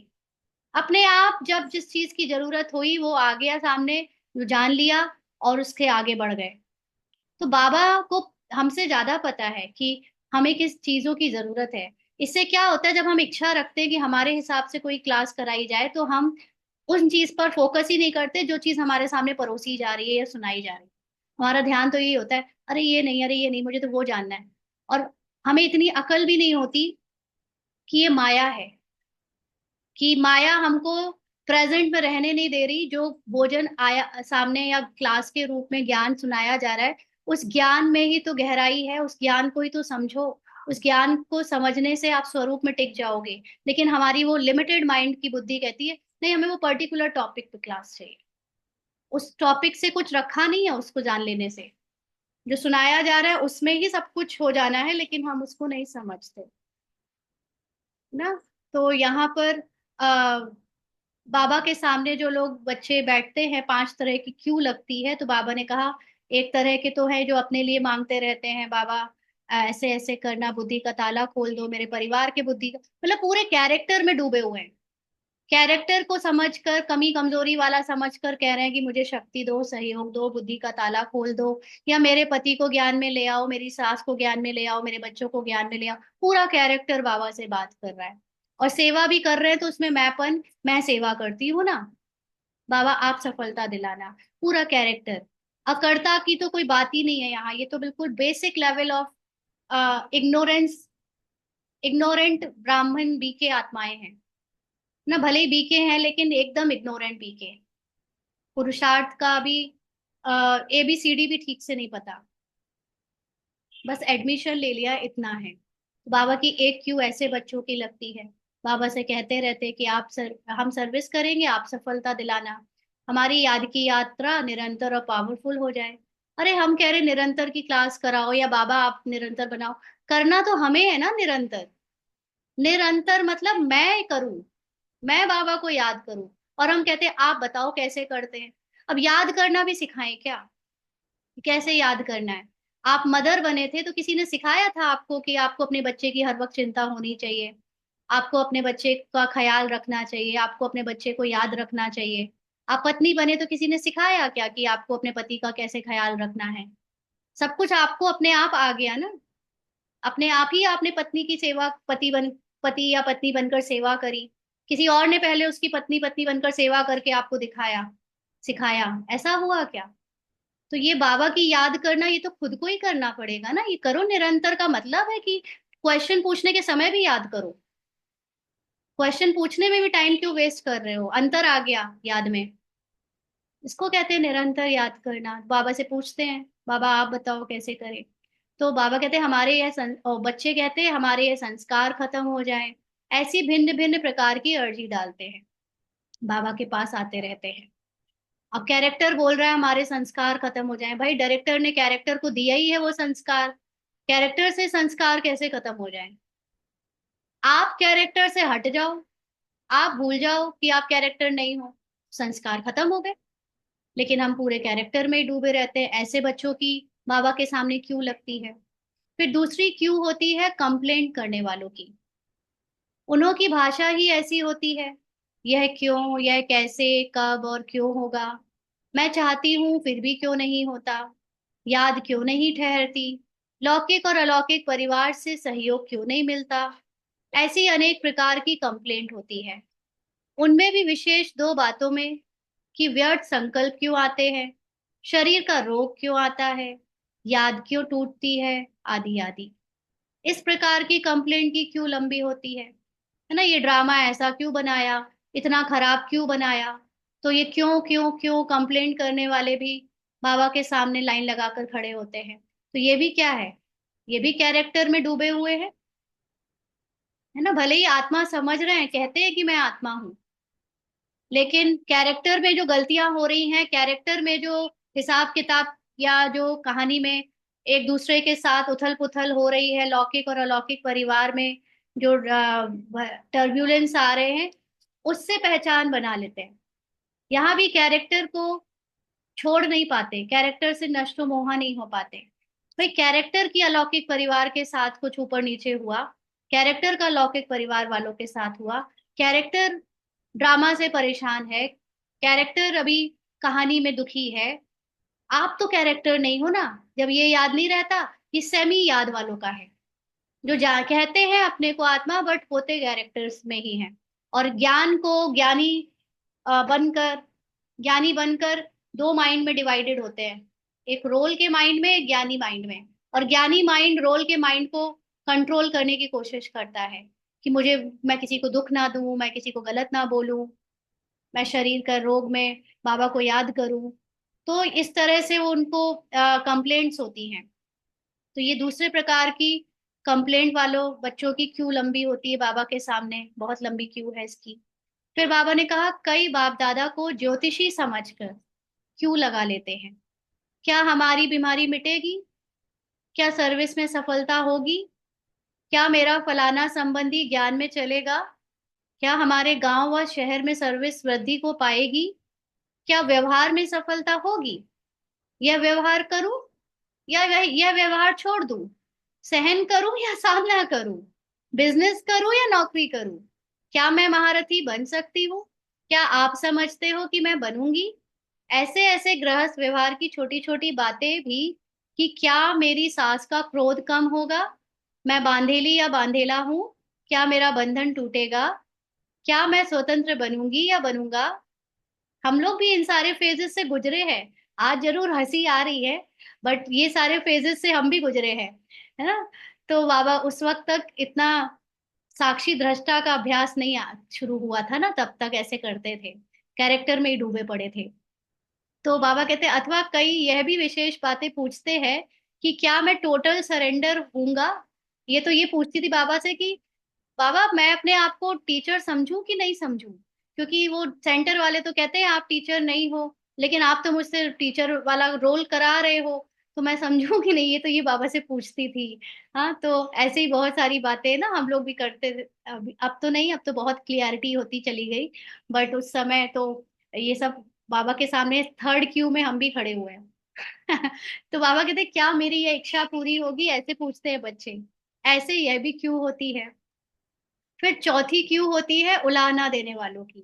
इसमें भी कभी कभी हम आ, खड़े हुए, हम लोग में से अक्सर खड़े हुए होंगे उलाहना देने वाले ना, कि बाबा आपने मुझे उस वक्त क्यों नहीं बुलाया, साकार पालना क्यों नहीं दी, अव्यक्त मुरलियों की पालना क्यों नहीं दी, अव्यक्त बाबा मिलन क्यों नहीं कराया। ऐसी उलाहना वालों में से हम थे, कभी चौथी क्यू में भी थे, बट अभी पढ़ते हैं। तो बाबा कहते हैं आप ऐसे टाइम पर, बाबा से कहते हैं आप ऐसे टाइम पर क्यों आए जब हम बुढ़ी बन गई और अब मैं बीमार शरीर वाली बन गई। आपने पहले क्यों नहीं जगाया, देरी से क्यों जगाया? आप सिंध सिंध देश में ही क्यों आए? पहले वहां की बहनें क्यों निकली? संगम युग पर हमें गोप क्यों बनाया? शक्ति फर्स्ट यह रीति रस्म क्यों बनी? क्या इस लास्ट जन्म में ही मुझे बांधेली बनना था? ऐसा कर्म बंधन मेरा ही क्यों बना? मुझे गरीब क्यों बनाया कि जो मैं धन से सहयोग नहीं कर सकती? साकार रूप में मिलने का पार्ट हमारा क्यों नहीं बना? ऐसे अनेक प्रकार से उलाहना देने वालों की क्यों भी होती है। हम्म। तो अभी भी इस लाइन में खड़े हैं कि छोड़ दी अब ये लाइन? हाँ, ऊपर की सारी लाइनें छोड़ दी हैं कि अभी भी उस उन चार में से किसी लाइन में खड़े हैं? अब तो छूट जानी चाहिए। फिर पांचवी क्यों भी होती है, बाबा कह रहे हैं वह अब कम होती जा रही है। वह है रॉयल मांगने, रॉयल रूप से मांगने की। कि अभी कृपा या आशीर्वाद शब्द नहीं कहते, लेकिन उसमें चाहना तो भरी ही होती है ना, कि मैं बाबा से गुण भर रही हूँ, कि मैं शक्तियां भर रही हूँ। ऐसे ये है पांचवी क्यू, रॉयल मांगने वालों में। मतलब अभी मैं अपने को आत्मा नहीं समझती हूँ, लेकिन मैं बाबा से, मतलब कहती हूँ मैं आत्मा हूँ, लेकिन कमजोर आत्मा समझती हूँ। अभी मैं बाबा से गुण और शक्तियां भर रही हूँ, ऐसे रॉयल रूप में मांगती रहती हूँ। तो ये पांचवी क्यू है। अभी तो पांचों छोड़ दी होंगी ना, कि है अभी किसी में से? तो बाबा कहते सुना, कितने प्रकार की क्यों लगती है। अब हर एक अपने को देखे कि सारे दिन में आज हमने कितनी क्यू में नंबर लगाए। जैसे आजकल एक ही दिन में अनेक क्यू लगानी पड़ती है ना, वैसे ही बाप दादा के पास भी कई बच्चे सारे दिन में इन क्यू में ठहरे रहते हैं। ना सिर्फ अव्यक्त रूप में व सूक्ष्म रूप में यह बातें करते रहते हैं, लेकिन जब अव्यक्त से व्यक्त में मिलने आते हैं, है ना, अव्यक्त से व्यक्त में मिलने आना मतलब गुलजार दादी से मिलना। जब बाप दादा आते हैं उस समय तो है ही मन बाबा से ऐसी बातें करते हैं, या अमृत वेला बाबा से ऐसी बातें करते, लेकिन जब व्यक्त रूप में कोई मिलता है तो भी बाबा से ऐसे बातें करते हैं, तो भी ये छोटी छोटी बातें पूछते रहते हैं। तो बाबा कहते मास्टर नॉलेजफुल और मास्टर सर्वशक्तिवान की स्टेज पर स्थित हो जाओ, तो सब प्रकार की क्यू समाप्त हो।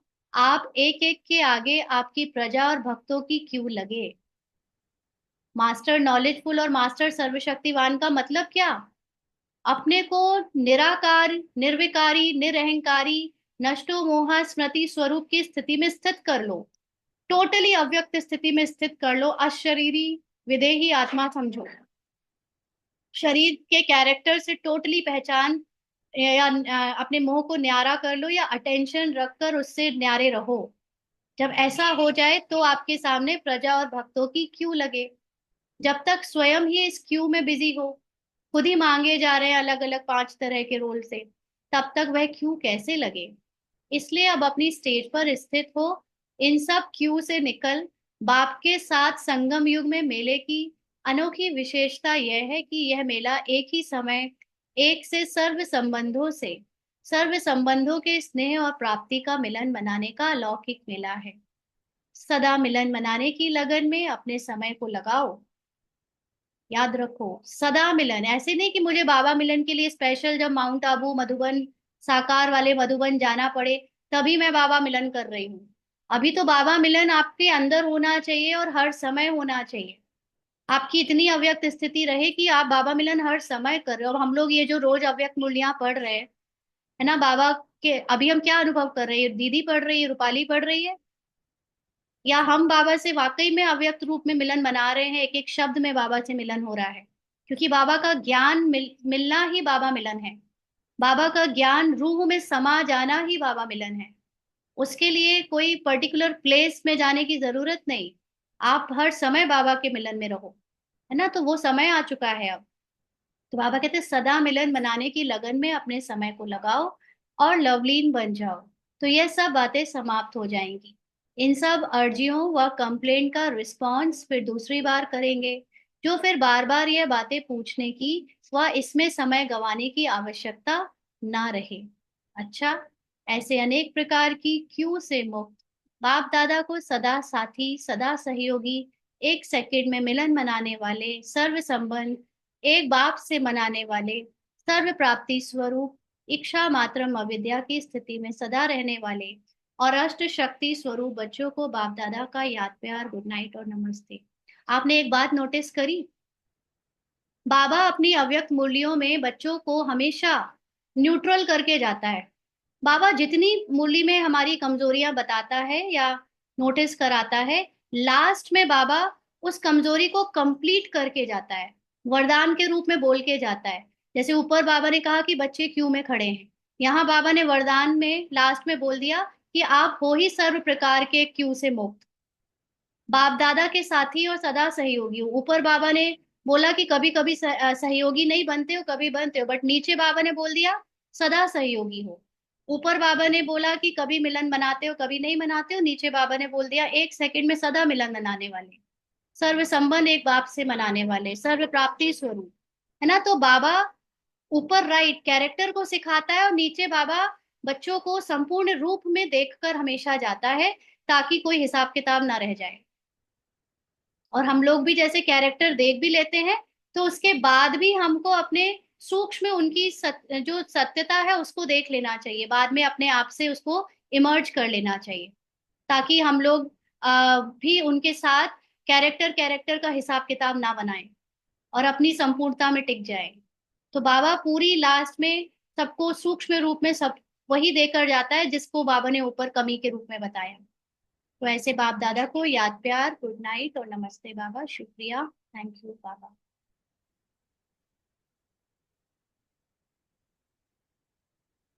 हाँ जी, किसी को क्वेश्चन था, कोई कह रहे थे, या कोई एक्सपीरियंस शेयर करना है आपको, गरिमा सिस्टर?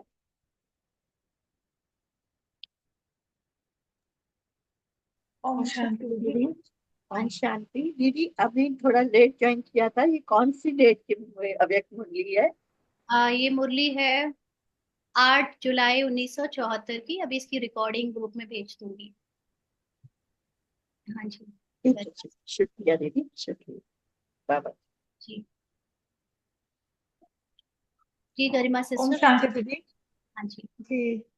ये बताना था कि जो पहले परेशानियां समस्याएं आती थी इसके लाइफ में, वो सॉल्व हो गई थी। फिर दोबारा से वही रिपीट हो रही है पवित्रता के ऊपर। तो कुछ ऐसा हुआ था कि पवित्रता के ऊपर लड़ाई वगैरह कुछ हुई थी। तो उस चक्कर में ना, इसके हस्बैंड ने जो इसने बुक्स वगैरह ला रखी थी पढ़ने के लिए, बहुत सारी बुक्स ला रखी थी सेंटर से, वो सब फाड़ दी। फाड़ के मेरे सामने ही, मतलब इसके सामने ही फेंक दी वो। तो मैं बैठी हुई देख रही थी, इसको कुछ भी फीलिंग नहीं आई थी, ना तो गुस्सा आ रहा था ना कुछ फीलिंग आ रही थी। बस ऐसे देख रही थी कि इस मैं परम धाम से बैठकर इस सीन को देख रही हूँ कि नाटक में सब कुछ हो रहा है। इतनी सी फीलिंग नहीं आई थी, यानी कि मेरी चैटिंग थी कि मुझे क्या फील होता है, क्या गुस्सा आता है इस पर। और मैं साक्षात ये देख रही थी कि हाँ, ये सब ये रोल कर रहा है और इसको एक्टिंग मिली हुई है। इस तरह से रिपीट हो रहा था वो चीजें। मेरी भी चैटिंग हो रही थी कि हाँ, मुझे कोई फीलिंग नहीं आ रही थी। फिर लास्ट में अचानक से एक संकल्प आया कि इसके मदर फादर आए। और संकल्प आया ये अभी जस्ट जब ही आया था कि इसके मदर फादर आए और नॉक किया गेट पे। तुरंत ही नॉक किया, आवाज लगाई, गरिमा, ऐसे करके। मैंने कहा ये तो सच में ही आ गए।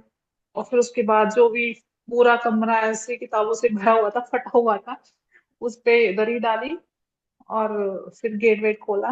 तो दरी के ऊपर, मतलब उसके ऊपर ही पैर रख के आए। और मतलब उनको ये फील नहीं हुआ कि इसके नीचे कुछ है। मैंने कहा बाबा देख लेना बस, कि अब कुछ मतलब बताती तो हूँ नहीं ऐसा कुछ भी। तो उनको फील भी नहीं हुआ कि इसके नीचे कुछ है, दरी के नीचे किताब वगैरह कुछ भी। बस क्या हुआ कि थोड़ा सीन डाउन हुआ, वो चले गए। और उसके बाद में शाम को फिर स्लोगन वाला मेरे पास वो रखा हुआ है एक फ्रिज के ऊपर, तो वो भी फाड़ के फेंक दिया। तो बस यही बताना था कि अपनी चेकिंग हो गई कि हाँ, कुछ फील नहीं हुआ। बस ये देख रही थी कि फीलिंग से थोड़ा परे है।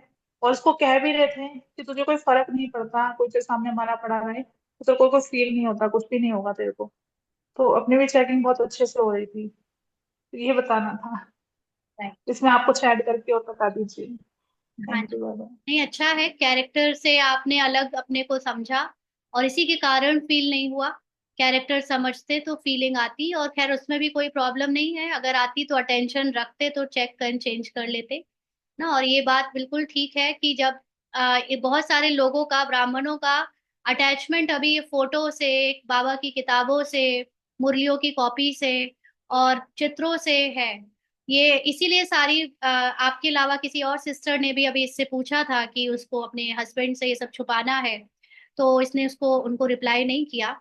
क्योंकि ये इसके लिए भी थोड़ी मोड़ी परीक्षाएं पहले जो आई, तो ये क्लियर हो गया है कि कोई मैटर नहीं करता, कुछ मैटर नहीं करता, ना कोई फोटो, ना कोई मुरली की कॉपी, ना कोई बाबा की किताब। जब आप ही किताब बन गए, जब आप अपने सत्य स्मृति का स्वरूप बनते जा रहे हो, तो आपके लिए ये सारे साधन, जो फोटो, जो मुरलियां, जो कॉपी में या जो कुछ भी था, अब इनकी कोई जरूरत ही नहीं है।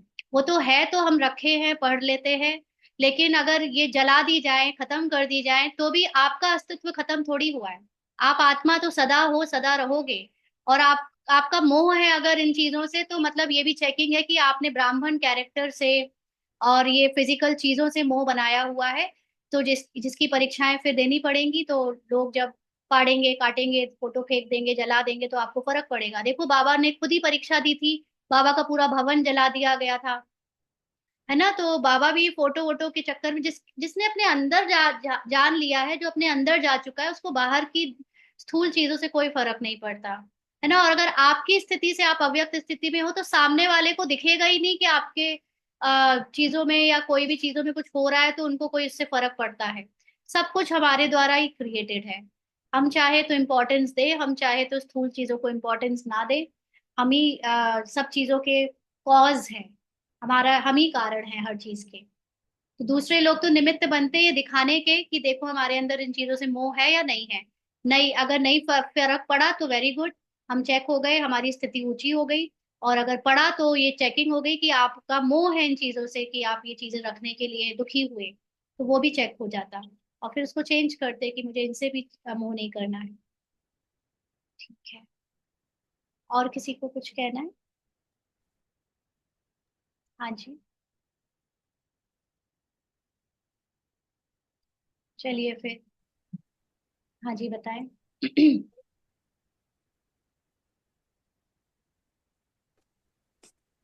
ओम शांति दीदी। हाँ, मैं दीदी कुछ कहना चाह रही थी कि जैसे कि आज मैं सुबह एक, मेरे जो ससुर जी हैं वो एक भजन सुन रहे थे कि मेरा आपकी कृपा से सब काम हो रहा है। फिर मैं कुछ देर के लिए रुकी, फिर मैंने सोचा कि मेरा आपकी कृपा से मतलब मैं करने वाली कौन? मैं तो बस निमित्त हूँ, तो काम तो आपका है, तो आपका ही काम है। तो फिर मेरे को, मैं तो आत्मा हूँ, तो मेरा क्या काम रहा इसमें? तो मैंने उसमें सोचा, मंथन किया कि जब आत्मा का कोई काम ही नहीं है, आत्मा तो सिर्फ निमित्त होके उस चीज को कर रही है जो परमात्मा ने काम दिया है, बाबा ने मेरे को, बस मैं वो कर रही हूँ। तो उसी फ्लो में बस मैं कर रही हूँ, तो फिर उसमें मुझे कृपा की तो जरूरत ही नहीं है। तो वो मेरे को आज सुबह ही क्लिक हुई थी ये वाली चीज, तो बस वही शेयर ऐसे ही करना था। चिंतन चलते रहना चाहिए हर चीज पे, है ना। वो कैरेक्टर ने गाना गाया है और कैरेक्टर वाले सुनते हैं। हम लोग भी कभी कभी चला लेते हैं, बट हमें पता है कि वो कैरेक्टर के गाने हैं। तो गानों में हर तरह का, कभी बाबा की महिमा के गाने बज जाते हैं, कभी बाबा से कृपा मांगने के, कभी शक्ति मांगने के गाने भी चल जाते हैं। बट अपने सत्य को हमेशा याद रखो कि हमें तो किसी से ना तो कुछ लेना है, ना मांगना है, और ना ही हम कुछ करने वाले हैं। तो इसमें तुरंत हर वक्त आप गानों से, हर चीज से अपनी चेकिंग करते चलो। हम उसको उस इमोशन में तो नहीं डूब गए कि हाँ बाबा मेरा आपकी कृपा से सब काम हो रहा है। अरे भाई, मैं हुई नहीं कैरेक्टर, रिटिन रिटिन स्क्रिप्ट के अकॉर्डिंग सबके काम हो रहे हैं। लेकिन बाबा जब ग्रेटिट्यूड की बात करता है तो ग्रेटिट्यूड भी तब तक चाहिए जब तक हम खुद को कैरेक्टर समझ रहे हैं। जब मैं हूं ही निराकारी आत्मा, तो मैं, मेरे अंदर है ही सारे बाबा के समान इमोशंस। मतलब बाबा तो इमोशनलेस है, लेकिन कहने का मतलब मैं हूं ही सागर। अब सागर को ग्रेटिट्यूड की क्या जरूरत है ना। लेकिन हम्म। इसको कोई उल्टा भी ले सकता है, कोई कैरेक्टर में डूब कर ही ग्रेटिट्यूड करना बंद कर दे, दिखाना बंद कर दे, तो ऐसा भी हो सकता है। तो समझ अपनी लाएं कि कैरेक्टर और आत्मा क्या होता है, ये बहुत अलग अलग बातें हैं। हम्म। जी, लता सिस्टर। सिस्टर, अभी जो एक सिस्टर ने बोला कि किताबें जला दी थी और मुझे उसका इफेक्ट नहीं हुआ, है ना। जैसे एक पेपर आया, हमने एक बार ये पेपर दे दिया लेकिन यही पेपर नेक्स्ट आया कि तुम वाइट कपड़े भी नहीं पहनोगे, उसके बाद आया कि तुम सेंटर भी नहीं जाओगे, और तुम्हारे खाने पीने पर भी आने लग जाए, तो फिर इसमें कहाँ तक कैसे सक्सेस मिल सकती है? मैं आपको एक चीज बताऊं। हम्म। अभी इसने ये अनुभव किया है कि जब आपको कोई चीज इसलिए नहीं करनी है क्योंकि कोई रोक रहा है, तो वो करो। क्योंकि आपको देखिए, किताबें फाड़ना ये सब आपके हाथ में नहीं था, है ना। तो हम्म। फट गई तो हम्म। आप उसको लेकर रो रो या झगड़ो, इसका कोई मतलब नहीं है, क्योंकि आपको अपनी आंतरिक अवस्था में स्थित होना था। फिर अगर आपको व्हाइट हम्म। ड्रेस और सेंटर जाने के लिए जो रोका जा रहा है, वो इसलिए नहीं रुको क्योंकि वो रोक रहे हैं तो मैं रुक गई। आप इसलिए जाओ क्योंकि आपको अपनी शक्तियों पे विश्वास है। और फिर जब आपकी खुद की मर्जी नहीं होगी तो आप व्हाइट ड्रेस भले ना पहनो, आपकी खुद की मर्जी है तो आप भले सेंटर नहीं जाओ। बट क्योंकि वो दूसरा अगर आपको रोकेगा और आप रुक गए, तो आज रुक गए तो फिर कल फिर रोकेगा। मतलब इट्स वेरी डाइसी ये समझ पाना कि उस समय कौन सी शक्ति की जरूरत है। कई बार क्या होता है कि हम अगर उस समय उनकी बात मान लेते हैं, तो अगली बार वो हो सकता है बहुत हल्के हो जाए और वो अगली बार ना कहे ऐसा। ये भी हुआ है। लेकिन मैं आपको बताऊं, ये कैरेक्टर के लेवल का प्रश्न पूछ रहे हो अभी, इसको सोल लेवल पे सॉल्व कर सकते हैं। और सोल लेवल पे ये कि आप तो अपने आत्मा में स्थित रहो, फिर आपके द्वारा ड्रामा जो कराए वो करो। अगर ड्रामा में आपके जाना लिखा होगा तो आप चले जाओगे, आपके ड्रामा में अगर रुकना लिखा होगा तो आप रुक जाओगे। दोनों में ही कैरेक्टर है, आप कैरेक्टर नहीं। अभी आपने कैरेक्टर बन के पूछा, इसलिए वो कैरेक्टर की तरह आंसर निकला, क्योंकि जब आप कैरेक्टर में डूबकर बात करते हो ना, तो उसका रिस्पॉन्स भी एज अ कैरेक्टर आने लगता है। और जब हम्म। थोड़ा सा सोल कॉन्शियस लेवल से पूछते हो, तो पूरा सोल कॉन्शियस लेवल का यही मतलब है, आप ये भी डिसाइड करने वाले नहीं हो कि आप जा रहे हो या आप नहीं जा रहे हो। आप तो आत्मा में स्थित हो, अगर आप नहीं गए तो भी आप आत्मा में स्थित हो, आप गए तो भी आप आत्मा में स्थित हो। बट पता चला आप जा रहे हो रोज, व्हाइट ड्रेस पहन रहे हो रोज, और अंदर आत्मा की कोई स्थिति नहीं है, तो ऐसा भी क्या दिखावा करना, है ना। बिना जाए चिड़चिड़ाहट होती है ना जो, ये वो मन की चिड़चिड़ाहट। चिड़चिड़ाहट है, ये इस बात की चिड़चिड़ाहट है कि मैंने उसकी बात मानी, मुझे उसकी बात माननी पड़ी, उसने मुझे रोका, मुझे मुझे किसी ने टोका, ये उस बात का गुस्सा है ना। लेकिन जब आप अपने साइलेंस में स्थित होगे ना, मैंने अपने अनुभव से मैं आपको बताऊं, जैसे यहाँ पर तो अभी सेंटर जाने की चांस नहीं बनता, बट जब मैं गुड़गांव वगैरह, जो हमारा सेकंड होम है, तो वहां जब जाते हैं, तो वहां पर सेंटर बहुत दूर है। तो वंस इन अ वाइल कभी ये सोचती है कि जाएं, बट फिर कोई बोलता था क्या करना है जाके। तो पहले जब कहता था तो ये सोचती थी कि नहीं जाऊंगी, जरूर जाऊंगी, ऐसे कैसे नहीं जाऊंगी। बट अब ऐसा हो गया, हाँ ठीक है, अगर नहीं भी जा रहे तो कोई बिगड़ नहीं रहा, मैं तो अपनी आत्मा में स्थित हूँ, मैं यहीं से अपनी पुरुषार्थ को कर रही हूँ। तो जब तक आप अपने अंदर नहीं गए हो, जब तक आपने अपने अंदर की सूक्ष्मता को नहीं पहचाना है, आपको स्थूलता के का अहंकार रहता है। ये भी अहंकार ही है, आपको फिजिकल रूप में कुछ करने की इच्छा बार बार होना, और उसको सौंप नहीं, समर्पण नहीं करना बाबा को, ये भी एक अहंकार है। आप अगर बाबा पर समर्पण कर दो तो बाबा आपको भेजेगा, बट हम समर्पण कर ही नहीं पाते, हम सोचते हैं, मुझे जाना था, मैं कैसे नहीं जाऊंगी, है ना। तो ये उस तरह से, और जबकि वहां जाकर आपकी स्थिति में कोई खास फर्क पड़ा नहीं होगा, इतने साल जाने के बाद अनेकों हाँ, लोगों में कोई चेंज आया नहीं होता, ये सिर्फ एक जिद होती चिड़चिड़ाहट है। बनी रहती है, चिड़चिड़ाहट बनी रहती है, वो नहीं जाती है। वो चिड़चिड़ाहट को साक्षी होकर देखो, आपका दुश्मन वो रोकने वाला नहीं है, आपका दुश्मन आपका माइंड है। ये चिड़चिड़ाहट हम्म। आपका दुश्मन है। और एक्चुअली चिड़चिड़ाहट कैरेक्टर को हो रही है, जस्ट थिंक अबाउट इट कि आप लता नहीं हो, लता का माइंड चिड़चिड़ा रहा है, बट लता से अलग जो आत्मा है वो सदा शांत, आनंद और प्रेम से भरपूर है। वो हर हाल में सुखी है, हर हाल में संतुष्ट है। बाबा ने जो स्लोगन बोला था, जो एडजस्ट करना सीख जाते हैं वो पास विद ऑनर होते हैं। तो इस समय तो जब आपकी घर में, एक समय था जब आप घर में रहकर मुरली नहीं सुन सकते थे, तो बिल्कुल व्याकुलता होती थी। लेकिन अभी तो आप घर में रहते हुए अगर मुरली सुन रहे हो, मुरली पढ़ रहे हो, मुरली उदाहरण कर सकते हो, तब भी आपको अगर वहां जाने की चिड़चिड़ा नहीं जाने की चिड़चिड़ाहट है, दैट मीन्स कि आपको एक पुरानी आदत है, एक आदतवश चिड़चिड़ाहट हो रही है, और ये भी कैरेक्टर का ईगो है, ये भी एक पहचान है, इससे भी मुक्त होना है। पता नहीं, इसको ऐसा हो लग रहा है कि आने वाले समय में ना, जिन जिन को सेंटर जाने की बहुत आदत पड़ चुकी है, जो एक उससे इनकम्प्लीट महसूस करते हैं, नहीं गए तो उनको कोई ना कोई बहाने से बाबा घर पे बैठा रहा है। ऐसे कई लोगों का ऐसे सुनने में आया कि वो लोग घर पे कभी किसी कारण से, कभी किसी कारण से बैठ गए, ताकि अब अंदर जाओ, अब बाहर मत भागो, अभी अंदर जाओ। अगर आपको नॉलेज सूक्ष्मता की मिल रही है, समझ आ रही है, तो आप पहले अपने अंदर साइलेंस का अनुभव करो। बाहर जब भागते भागते जाते जाते ऐसे सूक्ष्म परिवर्तन तो लोगों में नहीं हो रहे हैं, हमारे खुद में भी नहीं हो रहे, है ना। हाँ जी, एक दिन आप है ना ड्राइंग करके प्लीज पता नहीं मैं क्या पूछना चाह रही हूँ आपसे, ड्राइंग करके अंदर जाने का जो वो आत्मा का बिल्कुल सीन है, उसको थोड़ा सा क्लियर करो प्लीज, अगर नहीं, हो सकता ऐसे है ऐसे तो। नहीं हो पाएगा। देखो, आप जब कह रहे हो तो फिर एक कैरेक्टर से कह रहा है, आप रूपाली को देख के कह रहे हो, आप अगर बाबा को कहोगे तो नहीं बाबा नहीं आपको दिखाएगा, है ना, नहीं, क्योंकि मैंने जो पिक्चर बनाया वो यही था कि भाई सीढ़ी उस वाले उस पर आ गई है ना, कांटा बिल्कुल ऊपर आ गया है अंदर आत्मा में ना, और रोल भी सीढ़ी उस जगह पर आ गई है और वहीं से खुल रही है, और मैं परम धाम वहीं जा रही हूँ, वहीं पर ही सूक्ष्म अगर वतन में हूँ। आपने अपनी एक ऑलरेडी पिक्चर बनाई हुई है, बाबा की हर एक हम्म। मुरली पिक्चर है।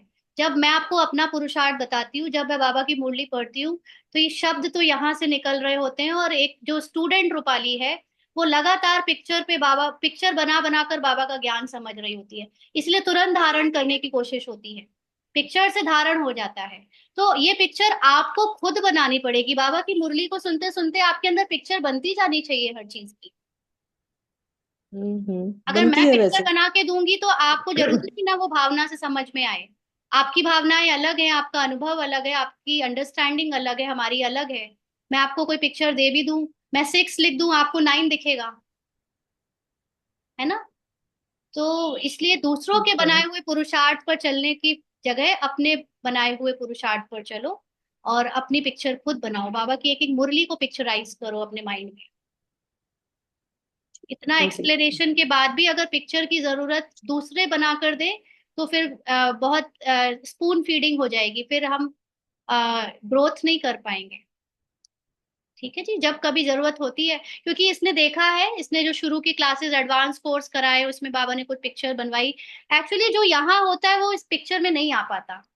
वो बना लेते हैं प्रेजेंटेशन से, फोटो से, बट अगर वो जिस तरह से कोई कोई समझा लेता है, बट इसको जब से पिक्चरों में आती है भूल जाती है क्या बाबा ने दिखाया था, क्या किया था। और शायद एक्सप्लेन नहीं कर सकते, वो बस बाबा कराता है ना ये सेवा, तो बाबा को जब बोलना होता है वो बोल देता है, और फिर आगे अगले दिन पूछते हो ना, याद भी नहीं आता क्या बोला था,